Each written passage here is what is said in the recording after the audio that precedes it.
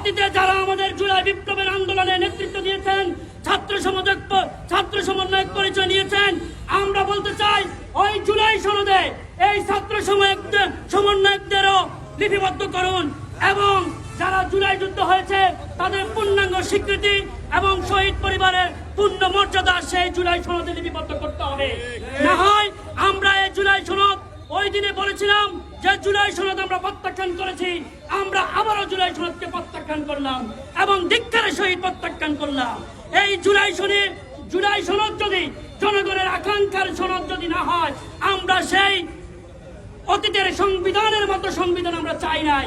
এমন একটি সংবিধান চেয়েছি যেই সংবিধানে প্রত্যেকটি মানুষের ন্যায্য অধিকারের কথা থাকবে।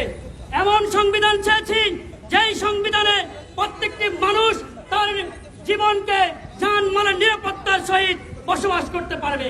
এমন সংবিধান চেয়েছি যেই সংবিধানে কোনো মব সৃষ্টিকারী থাকবে না। এমন সংবিধান চেয়েছি যেই সংবিধানের দোহাই দিয়ে আগামীতে আর কোনো স্বৈরাচারের সৃষ্টি হবে না। এমন সংবিধান চেয়েছি যেই সংবিধানে একটা অফিসে গেলে তারা চেয়ারের উপরে পা ঢুলাবে আর সেবাকারীদেরকে বিদ্ধ আঙুলি দেখাবে।